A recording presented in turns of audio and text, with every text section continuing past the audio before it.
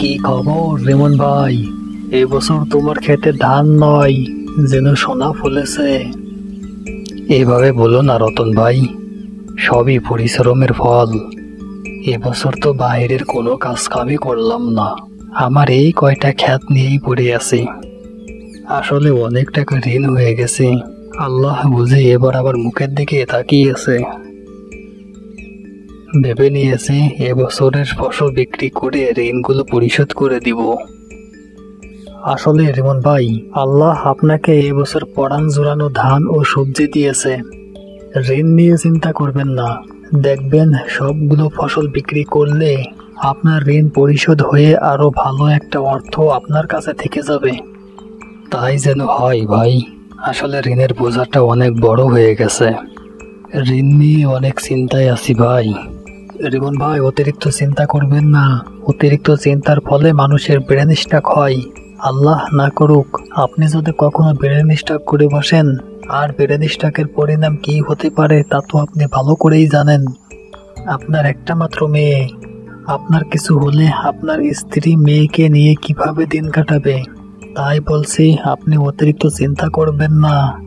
ঋণ যেহেতু হয়েই গেছেন, দেখবেন ঋণ কোনো না কোনো সময় পরিশোধ হয়েই যাবে। দোয়া রেখো ভাই, তাই যেন হয়।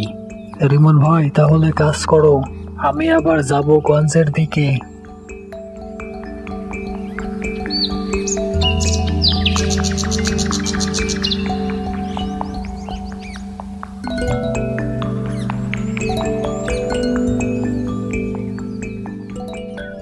এই যে রিমন মিয়া, কি খবর তোমার?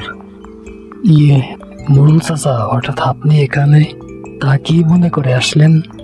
রিমন মিয়া, লোকজনে বলা বলি করছে এবছর তোমার সকল ফসলই নাকি ভালো ফলেছে, তাই নিজ থেকে আসলাম তোমার ফসল দেখতে। এই যে রিমন মিয়া, তুমি তো সেই কতদিন আগে কর্তামশাইয়ের কাছ থেকে টাকা ঋণ করে আনলে, তাই এর মাঝে তো একদিনও কর্তামশাইয়ের সাথে দেখা করলে না, কারণ কি?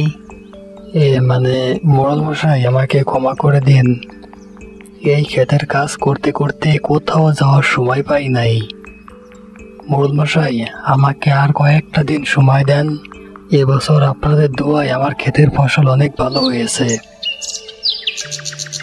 আমি সকল ফসল বিক্রি করে আপনার পাওনা টাকাগুলো পরিশোধ করে আসব। বেশ, তাই যেন হয় রিমন মিয়া, কথার যেন নড়চড় না হয়। জি আজ্ঞে মোড়ল মশাই। কথাটা যেন মনে থাকে রেমন মিয়া।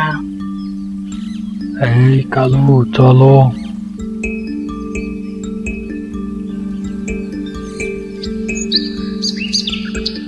হাই রে টাকা রে, কেন যে এতগুলো টাকা ঋণ করতে গিয়েছিলাম, এখন সবই বুঝতেছি।